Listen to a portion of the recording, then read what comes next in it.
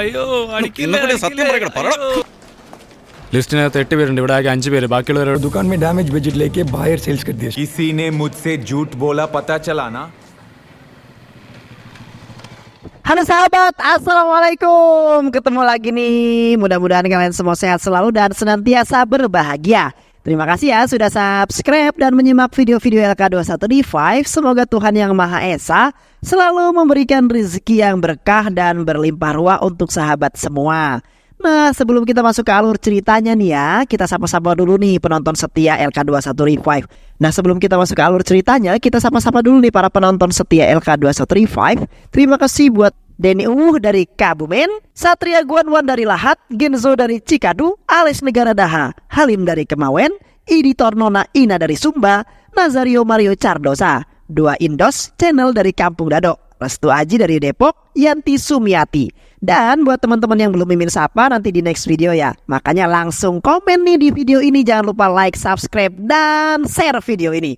Oke, kali ini LK21D5 akan membawakan sebuah alur cerita film yang sangat luar biasa tentunya, yang berjudul Dora. Bagaimana keseruan filmnya? Gak perlu banyak basa-basi lagi, ini dia alur ceritanya.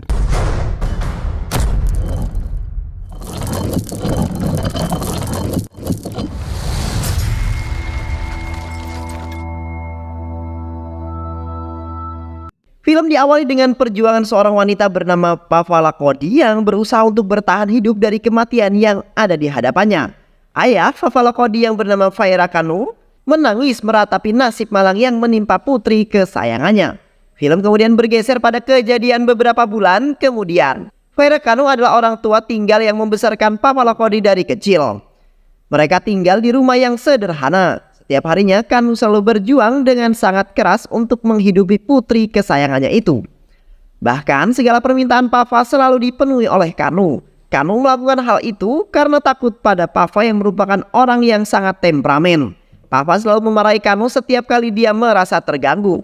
Walaupun sifat Pava yang begitu, tapi dari lubuk hati yang terdalam, Kanu tetap menyayangi Pava. Suatu ketika Kanu meminta Pava untuk segera menikah. Karena diketahui umur Pava memang sudah terbilang cukup untuk menikah. Kanu merayu Pava untuk berdoa di sebuah kuil milik keluarganya, berharap doa itu akan dikabulkan dan Pava bisa segera bertemu dengan jodoh tercintanya. Tapi usulan Kanu itu ditolak. Pava hanya ingin hidup bersama sang ayah sambil merawatnya. Penolakan Pava itu membuat Kanu sangat sedih. Pava yang tak tega melihat kesedihan ayahnya itu kemudian berubah pikiran. Dia akan menuruti permintaan sang ayah. Singkat cerita, Kanu dan Pava kemudian pergi ke rumah bibinya untuk meminjam sebuah mobil. Diketahui, bibi Pava adalah pemilik perusahaan taksi online yang beroperasi di wilayah tersebut. Kanu kemudian menyampaikan maksud kedatangan itu, tapi bibi Pava malah menolak permintaan Kanu. Dia menolaknya dengan cara yang halus. Dia berkata kepada Kanu bahwa saat ini dia tidak memiliki mobil yang sedang kosong. Semua armadanya lagi aktif beroperasi. Jika Kanu memang ingin pergi ke sana, maka Kanu bisa memesan taksi online miliknya dan akan didiskon setengah harga. Kanu yang mendengar hal tersebut merasa direndahkan, tapi dia tak mampu berkata apapun. Tapi di sisi lain, kata-kata bibinya itu menyinggung perasaan Pava. Pava menjadi sangat kesal. Dia lalu mengungkit semua kebaikan sang ayah yang ikhlas membantu bibinya itu. Saat masih menjadi orang yang susah, dulu ayah selalu mengurus bibinya saat masih kecil. Ayah juga selalu membantu bibi hingga bibi bisa menikah. Bahkan modal awalan bibi dalam mendirikan perusahaan taksi online ini adalah modal dari sang ayah. Pava sangat marah ketika ayahnya direndahkan. Pava juga bersumpah kepada bibinya bahwa dia bersama ayahnya akan membangun perusahaan taksi online yang jauh lebih besar dan akan mengalahkan perusahaan taksi online milik bibinya. Di sisi lain, seorang ibu rumah tangga tampak sedang ditinggal oleh suami yang akan pergi bekerja. Sang ibu kemudian masuk ke dalam apartemennya dan memainkan komputer miliknya. Tapi tak lama kemudian seorang datang mengetuk pintu. Dia lalu berjalan untuk membukakan pintu. Tapi ketika pintu dibuka, dia sama sekali tak mendapati seseorang yang ada di sana. Sang ibu kemudian keluar untuk mencari orang tersebut. Karena tak kunjung menemukannya, ibu itu kemudian kembali ke dalam apartemen dan kembali memainkan komputernya. Namun tiba-tiba seseorang sudah di belakangnya. Orang itu adalah Mukesh Yadav. seorang mandor bangunan yang menguping pembicaraan ibu itu dan suaminya yang ingin membeli apartemen. Yadav mengetahui bahwa ibu itu menyimpan emas yang banyak di apartemennya. Oleh karena itu dia ingin merampoknya. Dalam menjalankan aksinya, Yadav dibantu oleh pawan orang yang berpura-pura menjual selimut Rajasthani. Padahal dia aslinya sedang memata-matai situasi di apartemen itu. Dan juga Aksa yang berpura-pura menjadi penjual panipuri padahal petugas untuk memata-matai keseharian sang ibu. Mereka bertiga kemudian menyiksa ibu rumah tangga itu tanpa belas kasihan sedikit pun. Sang ibu yang tak berdaya kemudian diperkaos secara bergantian hingga tewas. Mereka bertiga kemudian pergi sambil membawa emas dan barang-barang berharga lainnya. Keesokan harinya polisi datang ke apartemen itu menyelidiki kasus kematian ibu itu. Seorang inspektur yang kita sebut saja sebagai Inspektur Prakas datang untuk menangani kasus ini. Dia melihat sekeliling apartemen itu dan menyimpulkan bahwa ini adalah kasus perampokan. Dan sang ibu tewas setelah disiksa dan diperakaos dengan brutal. Inspektur Prakas terus melihat sekelilingnya berharap ada petunjuk yang bisa dikembangkan. Ternyata para penjahat itu malah meninggalkan selimut Rajasthani di sana. Selimut itu kemudian digunakan oleh inspektur sebagai petunjuk awal untuk mengembangkan kasus ini. உங்கள யாருக்காவது சத்தம் கேட்டுச்சா சந்தேகப்படுற மாதிரி யாரையா Sementara itu Papa dan juga Kanu, ayahnya terus mencari semua uang tabungan yang mereka miliki. Setelah semuanya terkumpul, Papa kemudian menggunakan uang itu untuk membeli mobil.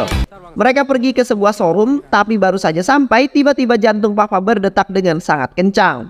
Hal itu membuat Papa menjadi sangat pusing. Kanu yang mengkhawatirkan kondisi Papa berniat untuk mengajak Papa pulang terlebih dahulu. Tapi beruntung pusing itu tak berlangsung lama. Papa kembali melanjutkan urusannya. Papa bersama Kanu sedang melihat-lihat mobil yang mana akan yang mereka beli. Banyak model-model modern yang ada di sana. Tapi entah mengapa Papa justru tertarik dan membeli sebuah mobil klasik yang ada di sana. Kanu sempat protes, tapi Papa sama sekali tak memperdulikannya. Di malam hari, mobil itu sempat memperlihatkan keanehannya. Anjing-anjing yang menyadari keanehan itu kemudian bergonggong dan membuat Papa terbangun. Papa mengecek kondisi mobilnya, tapi dia sama sekali tak menemukan keanehan di sana. Papa menganggap keanehan itu ditimbulkan oleh seekor kucing. Keesokan harinya mobil sudah siap untuk menjalankan tugasnya.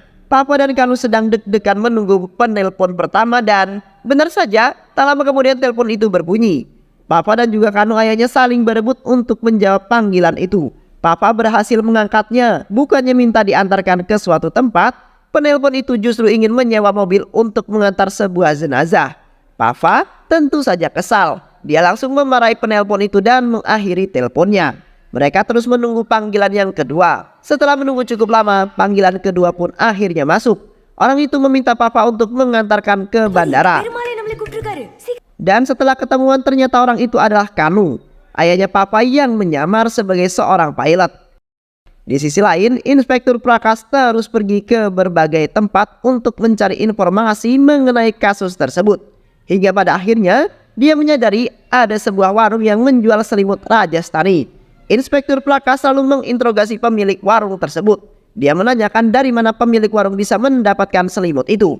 Pemilik warung kemudian mengatakan bahwa selimut itu didapatkan dari sepeda yang ada di gang depan warungnya. Di sepeda itu terdapat banyak selimut Rajasthani.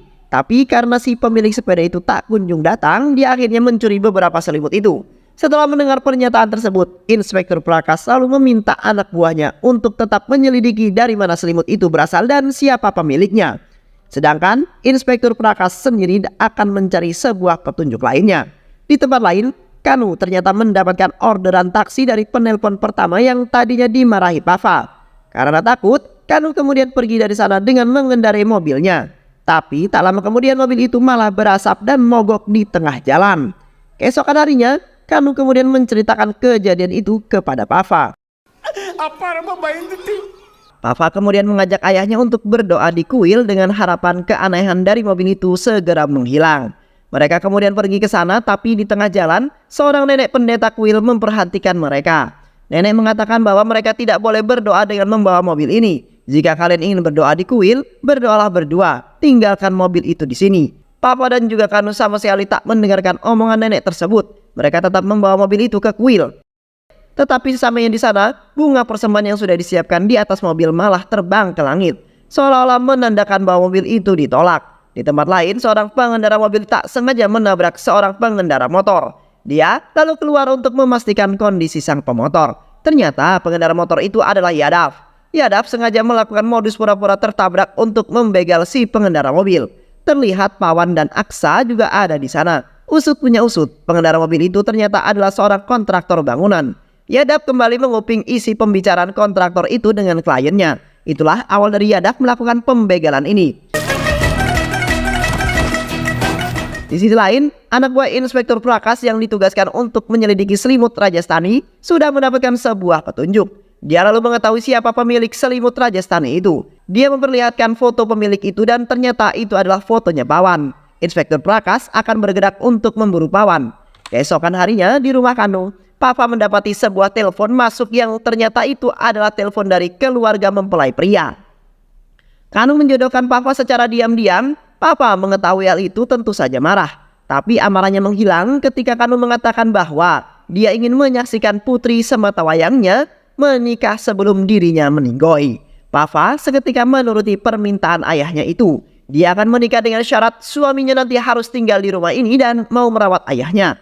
Singkat cerita, keluarga sang mempelai pria pun datang ke rumah Papa. Ternyata mereka adalah keluarga dari Inspektur Prakas. Ibu Prakas sangat terpesona dengan kecantikan dan keanggunan Papa. Dia lalu menghubungi Prakas untuk bisa segera datang menemui calon istrinya. Prakas yang sedang menjalankan tugasnya kemudian datang memenuhi panggilan ibunya. Sesampainya di sana, Prakas malah langsung memarahi Papa dengan mengatakan bahwa Papa adalah wanita kampungan yang tak pantas bersanding dengannya. Papa yang mendengar kata-kata itu tentu saja marah. Dia langsung membanting wadah yang ada di tangannya. Kemarahan Papa itu membuat keluarga Inspektur Prakas pergi dari sana. Beberapa hari kemudian, Papa mendapati sebuah telepon masuk. Ternyata sang penelpon memberikan pesanan kepada Papa agar dirinya bisa diantar ke Tilupati selama 20 hari. Papa kemudian menyewa seorang sopir yang akan menggantikan peran sang ayah. Sopir itu adalah pria bernama Anan. Saat Anan ingin pergi, dia meminta kunci mobilnya kepada Papa. Tapi ternyata kunci itu hilang dari tempatnya. Papa terus mencari kunci tersebut karena tak kunjung menemukannya. Papa kemudian memanggil seorang ahli duplikat kunci untuk segera menduplikat kunci mobilnya. Tapi orang tersebut gagal menduplikat kunci mobil Papa. Papa mulai panik, tapi tak lama kemudian Kanu menyerahkan kunci mobil yang telah disembunyikannya itu. Anan lalu mencoba untuk mengendarai mobil itu. Meski sudah dinyalakan dan gigi sudah dimasukkan, tapi mobil itu tak kunjung jalan ke depan. Tapi ketika Papa menyentuhnya, mobil itu tiba-tiba bisa melaju ke depan. Anan kemudian mengantar kliennya itu ke lokasi yang diinginkan. Awalnya Anan memang menguasai jalan mobil itu, tapi tak lama kemudian Anan kehilangan kendali atas mobilnya. Mobil itu bergerak dengan sendiri mengikuti sebuah sepeda yang sedang lewat. Ternyata orang yang sedang naik sepeda itu adalah Pawan. Salah satu dari 3 orang pelaku pembunuhan kejam terhadap 2 orang beberapa waktu yang lalu. Mobil itu mengikuti Pawan dengan terburu-buru hingga membuat Anan dan kliennya menjadi sangat ketakutan.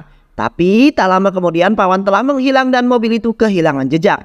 Mobil itu terus berkeliling mencari keberadaan Pawan hingga pada akhirnya dia berhenti mendadak dan hampir terlibat kecelakaan.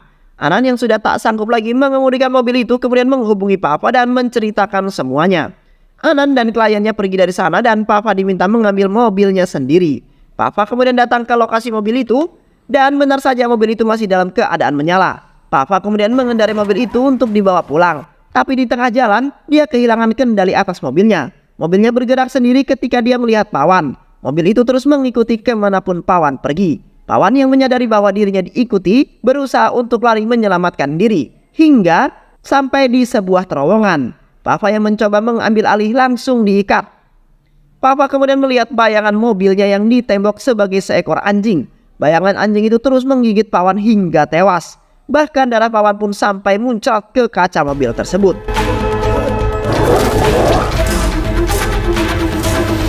Setelah Pawan mati, kendali pada mobil itu mulai menghilang. Papa kemudian pulang meninggalkan mobilnya di sana.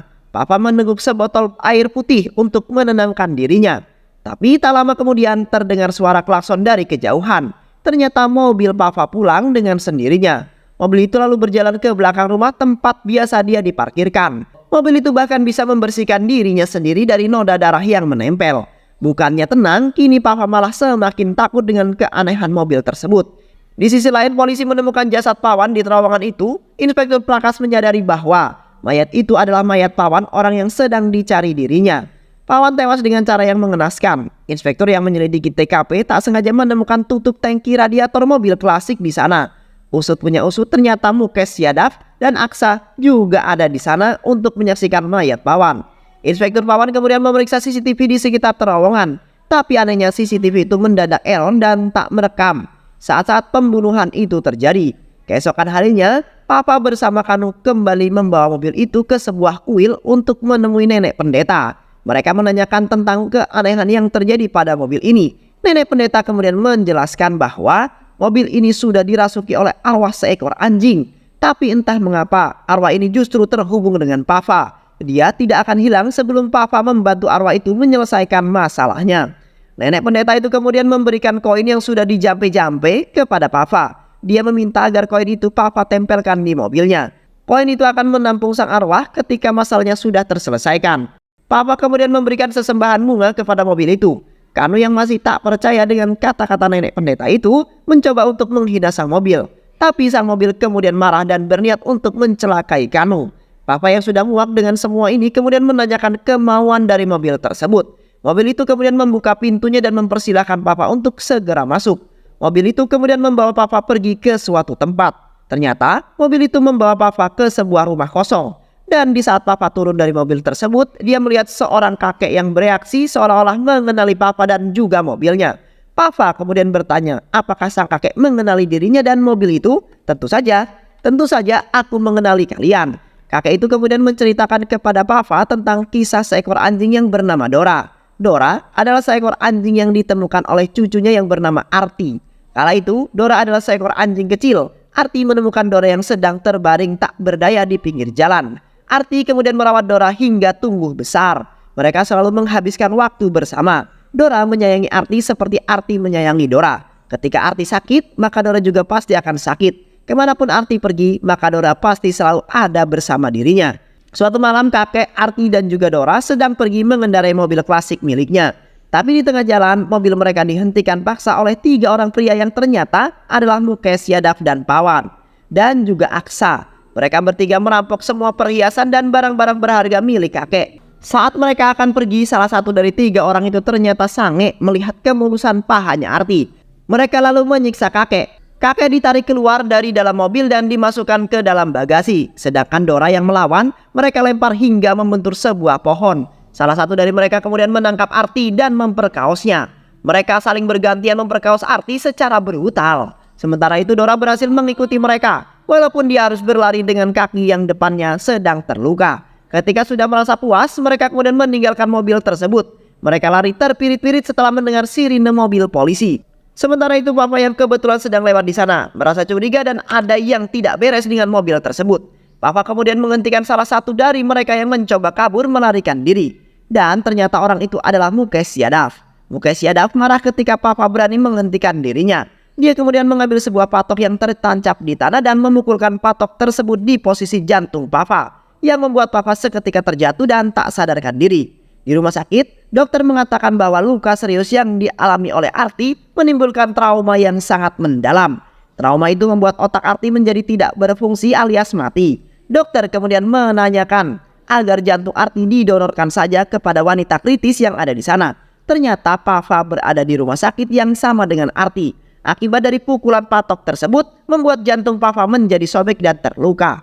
Kakek Arti yang mendengarkan penjelasan dari dokter kemudian menyetujui agar jantung Arti didonorkan kepada Papa. Kakek dan Kanu, ayah Papa, hanya bisa duduk lesu, tak berdaya. Kanu berharap-harap cemas menanti kabar baik dari dokter. Tak lama kemudian, Dora juga datang ke rumah sakit tersebut. Kini, dokter sedang melakukan operasi transplantasi jantung Arti ke dalam tubuh Papa. Harap-harap cemas terlihat dari raut wajah Kanu. Setelah menunggu beberapa waktu, kabar baik pun datang ke telinga Kanu. Dokter menyampaikan operasi telah berhasil dilakukan dan saat itu Papa sedang dalam kondisi yang baik-baik saja. Walaupun begitu, dokter tetap berpesan kepada Kanu untuk tidak membuat Papa marah dan terganggu. Karena dokter takut hal-hal itu membahayakan jantung Papa dan bisa mengancam keselamatannya. Sementara itu, Kanu ternyata sama sekali tidak mengetahui siapa yang telah mendonorkan jantung itu. Dia bertanya kepada dokter, tapi dokter merahasiakannya. Kakek sengaja tak menulis laporannya karena dia tak ingin apa yang menimpa cucunya itu malah menjadi topik hangat bagi media dan menjadi konsumsi publik. Beberapa hari kemudian, jasad Arti sudah dikuburkan. Dora hanya bisa menangis di makam Arti. Semua kenangan yang bersama Arti selalu terbayang di ingatan Dora, termasuk momen-momen bahagia bersama Arti saat sedang di dalam mobil. Dora lalu berada di dalam mobil itu hingga akhirnya mati karena kelaparan. Arwah Dora masuk ke dalam mobil tersebut. Di sisi lain, kakek yang tak ingin kenangan buruk itu selalu ada di benaknya, kemudian memutuskan untuk menjual mobil klasik miliknya itu. Di sisi lain, roh Dora percaya semenjak jantung Arti berada dalam tubuh Papa, maka Arti selalu hidup di dirinya Papa. Itulah mengapa Dora memanfaatkan Papa yang ada di dalam ada jiwa Arti untuk bersama-sama membalaskan dendam kematian Arti. Papa yang mendengarkan kisah tersebut hanya bisa menangis. Air matanya jatuh ke kaca mobil dan membuat Dora menghapus air matanya saat itu juga. Papa kemudian menceritakan kisah ini kepada Kanu ayahnya, yang membuat Kanu juga ikut menangis. Di tempat lain, Inspektur Prakas sudah memiliki alamat pemilik tutup mobil radiator itu. Dia kemudian pergi ke rumah Papa dan diam-diam menyelinap masuk. Inspektur menyamakan tutup radiator itu ke mobilnya. Dia juga menyamakan jejak ban yang sudah difotonya karena merasa yakin bahwa Papa adalah pelakunya. Inspektur Prakas kemudian menggeret paksa Papa ke kantor polisi. Inspektur memaksa Papa untuk mengakui perbuatannya. Dia melakukan Papa dengan sangat kasar yang membuat Papa hanya bisa terus menangis. Tangisan Papa itu ternyata membuat atasan Inspektur Prakas datang. Dia menanyakan kepada Papa mengapa dia terus menangis. Papa kemudian menjelaskan bahwa Inspektur Prakas tiba-tiba saja menggeretku ke kantor polisi secara paksa. Dia juga memaksaku mengakui pembunuhan yang sama sekali tidak pernah kulakukan. Dia hanya bisa berasumsi bahwa aku adalah pelaku pembunuhan cuma berdasarkan dari tutup mobil radiator dan jejak ban yang ada di fotonya. Dia tidak memiliki bukti yang kuat, apalagi jejak ban yang ada di fotonya itu berbeda dengan ban mobil yang kugunakan. Atasan Inspektur Prakas tentu saja marah mendengar hal tersebut. Tapi di tengah-tengah momen marahnya itu, Papa tiba-tiba berhenti menangis dan mengatakan kepada Inspektur Prakas bahwa dia adalah pelaku pembunuhannya. Papa kemudian kembali menangis untuk mencari simpati dari atasan Prakas. Dia juga mengancam akan melaporkan hal tindakan semena-menanya ke polisi ini kepada awak media. Atasan yang mulai panik akhirnya membebaskan Papa dari kantor polisi. Tapi sebelum pergi, Papa berbisik pada Inspektur Prakas bahwa dia akan segera menghabisi dua pelaku yang tersisa. Hentikan aku jika kamu memang bisa melakukannya, ujar Papa pergi dari sana. Papa terus memikirkan bagaimana cara dia bisa menemukan kedua pelaku yang tersisa. Setelah berpikir cukup lama, Papa kemudian pergi menemui Dora dan bertanya padanya. Tapi Dora tidak merespon pertanyaan Papa karena Papa lupa bahwa Dora belum dihidupkan. Papa kemudian ke dalam mobil dan bertanya kepada Dora yang sudah dinyalakan. Dora, saat aku membelimu dulu, jantungku tiba-tiba saja berdetak dengan sangat kencang. Apakah itu artinya pelaku pembunuhan juga ada di sana? Dora lalu membenarkan pernyataan Papa tersebut dengan membunyikan klaksonnya. Papa kemudian menghubungi showroom tempat dia membeli mobil Dora. Papa meminta agar pihak showroom bisa memutarkan CCTV pada saat dia membeli Dora. CCTV kemudian diputar dan Dora diminta untuk menunjukkan siapa pelakunya. Saat rekaman menunjukkan seorang penjual panipuri lewat, Dora memberikan isyarat kepada Papa bahwa itu adalah pelakunya. Ternyata penjual panipuri yang lewat itu adalah Aksa. Papa kemudian pergi bersama Dora untuk mencari informasi tentang keberadaan Aksa. Semua penjual panipuri sudah ditanyakan, namun tidak ada satupun dari mereka yang mengenali ciri-ciri Aksa. Papa kemudian berhenti sejenak untuk memikirkan langkah selanjutnya.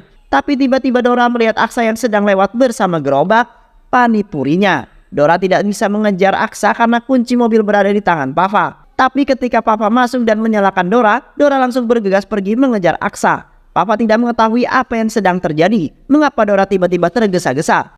Namun semua kebingungan Papa itu terjawab ketika dia melihat Aksa. Papa kemudian meminta Dora untuk segera menghabisi Aksa dengan cara menabraknya. Tapi Dora malah mundur ke belakang. Ternyata Dora sedang bersembunyi dari Inspektur Prakas yang tiba-tiba lewat di sana. Inspektur Prakas sempat berhenti dan bertanya kepada Aksa, "Hei, siapa namamu?" Tapi Aksa mengatakan bahwa dirinya adalah Asep. Inspektur Prakas kemudian pergi dari sana. Di sisi lain, Papa sudah mengetahui bagaimana caranya dia bisa membunuh Aksa. Di malam harinya, Papa datang menemui Aksa untuk berpura-pura membeli panipurinya. Tapi di saat Aksa lengah, Papa mencatat nomor telepon Aksa dan mencuri kain miliknya. Usut punya usut, ternyata Inspektur Prakas telah memerintahkan anak buahnya untuk membuntuti Papa. Inspektur Prakas kini mengetahui bahwa Papa sedang mengincar seorang penjual panipuri. Inspektur kemudian menyimpulkan bahwa penjual panipuri itu pasti salah satu dari pelaku pembantaian. Papa mulai menjalankan rencananya di saat yang bersamaan anak buah Prakas terus mengintai Papa. Inspektur Prakas meminta anak buahnya itu untuk terus mengawasi Papa. Ternyata aksi anak buah Prakas itu diketahui oleh Papa. Papa berhenti sebentar untuk membeli es krim. Di saat anak buah Prakas lengah, Papa kemudian masuk ke dalam mobil dan sengaja menjepitkan sebagian syalnya sebagai tanda bahwa dia masih ada di dalam mobil. Papa kemudian mengelem beberapa bohlam ciodai dan memecahkannya di dalam kain milik Pawan Aksa. Papa bekerja sama dengan Dora untuk mengelabui polisi. Di sisi lain, Inspektur Prakas terus mencari identitas penjual panipuri yang diincar Papa. Tak lama kemudian, Prakas berhasil menemukannya. Prakas berhasil menemukan identitas dari Aksa dan alamat lengkapnya. Di dalam mobil, Papa kemudian menghubungi Aksa. Dia mengatakan kepada Aksa bahwa dia mengetahui pembunuhan yang dilakukan oleh Aksa. Aksa yang mendengarnya menjadi panik dan ketakutan. Papa kemudian mengatakan kepada Aksa bahwa posisinya sedang menuju ke rumahnya. Papa meminta Aksa untuk melarikan diri dari pintu belakang. Di saat jarak situasi sudah aman, Papa kemudian melompat dari dalam mobil, sedangkan Dora tetap melanjutkan perjalanannya. Polisi berhasil dikelabui. Mereka tetap mengira bahwa Papa masih ada di dalam mobil dan terus mengikutinya. Sementara itu, Aksa yang sedang berlari kemudian menghubungi Mukesh Yadav dan menceritakan bahwa saat ini polisi sedang mengejarnya. Tak lama kemudian, jantung Papa berdetak kencang. Papa lalu mengeluarkan kain yang sudah ditempel dengan pecahan beling bohlam. Saat Aksa lewat di hadapannya, Papa langsung melilitkan kain itu ke leher Aksa. Papa terus membelit kain kaca itu sambil membayangkan rasa sakit yang dialami Arti saat mereka memperkaosnya. Papa kemudian pergi dari sana setelah Aksa benar-benar meregang nyawa. Di tempat lain, Dora ternyata terus berjalan hingga kembali ke rumah Papa. Anak buah Prakas lalu menghubungi Prakas dan melaporkan hal tersebut. Pak, kami sudah mengikuti Papa hingga sampai di rumahnya. Dia sama sekali tak berhenti di tengah jalan dan melakukan hal yang mencurigakan. Tapi di sisi lain, salah satu anak buah Prakas kemudian menemukan jasad Aksa yang sudah tewas di tengah jalan. Inspektur Prakas bingung dengan apa yang terjadi. Di satu sisi, anak buahnya yakin bahwa Papa sama sekali tak turun dari mobil. Tapi di sisi lain, anak buahnya menemukan Aksa yang sudah tewas di tengah jalan. Jika Papa bukan pelakunya, lantas siapa yang melakukan pembunuhan itu? Ujar Inspektur Prakas. Di sisi lain, Mukesh Yadav merasa sedih dengan apa yang menimpa kedua sahabatnya. Dia bersumpah akan membalas perbuatan orang yang sudah membunuh kedua sahabatnya itu. Yadav lalu pergi dari rumahnya untuk mencari orang tersebut. Di kantor polisi, Inspektur Prakas mulai terlihat sedang gelisah, cemas tentang kasus yang tengah ditanganinya ini. Dia takut dirinya gagal dalam memecahkan kasus pembunuhan ini. Tapi tak lama kemudian angin segar datang kepada Inspektur Prakas. Salah satu anak buahnya mengatakan bahwa mereka telah berhasil mengetahui identitas dan alamat pelaku yang tersisa. Inspektur Prakas kemudian pergi ke rumah Yadav. Tapi sayangnya Yadav sudah meninggalkan rumah itu. Di sisi lain, Papa sedang mengangkat telepon dari seorang yang ternyata itu adalah Mukesh Yadav. Yadav telah mengetahui bahwa Papa adalah pelaku pembunuhan kedua sahabatnya. Yadav kemudian mengancam akan segera menghabisi nyawa ayahnya Papa. Papa menjadi panik, dia langsung pergi ke kamar ayahnya untuk memeriksanya. Dan benar saja ternyata Kanu, sang ayah sudah tak lagi di dalam kamarnya. Papa kemudian mengambil selimut ayahnya itu dan meminta Dora untuk segera mengendus keberadaan ayahnya. Di sisi lain, ternyata obrolan Papa dan juga Yadav telah disadap oleh Inspektur Prakas. Inspektur Prakas langsung pergi mengejar mobil milik Papa. Papa yang mengetahui hal itu meminta Dora untuk melakukan sesuatu. Dora lalu membocorkan sedikit bensinnya dan membakar jalanan tersebut. Dora berhasil menghentikan laju Inspektur Prakas. Tapi salah satu anak buah Prakas berhasil mencegat Dora. Posisi Dora kini terpojok, dirinya terkepung oleh mobil polisi. Tapi lagi dan lagi Dora tidak kehilangan akal. Dia membuat kumpulan asap dan pergi dari sana. Singkat cerita, Dora telah sampai di gedung yang masih dibangun. Gedung itu adalah tempat Yadav menyandra ayahnya Papa. Papa meminta agar Dora segera menghabisi Yadav. Tapi Yadav datang bersama Kanu dan siap menghabisinya. Papa yang melihat hal itu tentu saja panik. Dia tak tahu harus melakukan apa. Dia hanya bisa menuruti perkataan Yadav. Yadav meminta Papa untuk segera keluar dan mencabut kunci mobilnya itu. Hingga Dora dapat dipastikan tidak bisa membantu Papa. Yadav lalu menendang Kanu dan menghajar Papa. Dia menghajar mereka dengan sesuka hati. Yadav kemudian mengolok-olok mobil tersebut. Dia tak percaya jika mobil itu berhantu. Yadav kemudian menjambak rambut Papa dan membetulkan kepalanya ke lampu depan mobil hingga pecah. Dia juga merusak mobil tersebut, semua kacanya dipecahkan. Badan mobil dipukul hingga penyok dan ringsek. Kebrutalan Yadav itu membuat koin yang diberikan nenek pendeta jatuh. Papa ingat bahwa dulu tukang duplikat kunci pernah menghidupkan mobilnya hanya dengan koin. Papa ingin menghidupkan Dora, tapi Yadav terlebih dahulu menarik dan menyiksanya. Siksaan itu membuat koin yang ada di tangan Papa mental masuk ke dalam mesin mobil.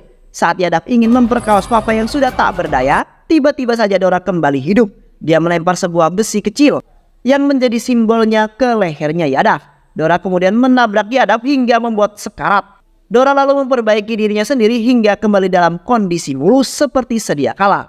Dia juga menyemprotkan air kepada Papa untuk membangunkannya. Papa yang sudah bangun lalu melihat kondisi Yadav yang sedang sekarat. Dia masih kesal dengan perbuatan Yadav. Papa kemudian masuk ke dalam mobil. Dia membayangkan rasa sakit yang Arti rasakan saat disiksa Yadav. Papa lalu meminta Dora untuk kembali menabrak Yadav. Tabrakan itu membuat kepala Yadav masuk ke dalam mobil. Dora menyiksa Yadav seperti seekor anjing yang sedang mencabik-cabik mangsanya. Yadav pun tewas di tempat. Misi Dora itu untuk membalas dendam berhasil terwujud. Dan film pun selesai. Jangan pernah meremehkan rasa sakit seseorang, karena sejujurnya semua orang yang sedang berjuang pasti punya rasa sakit. Ya iyalah, dan beberapa orang lebih memilih untuk menyembunyikannya. Dan jangan pernah meremehkan seseorang yang telah berjuang untukmu. Hargai itu ya Mbak Ses, Kang, semuanya. Karena suatu saat bisa saja ya lebih tinggi derajatnya dari dirimu, dan membuat kamu memohon-mohon karena membutuhkan mereka. Semoga sahabat semua terhibur dan sampai bertemu lagi di video-video berikutnya. Sehat selalu. Wassalamualaikum warahmatullahi wabarakatuh.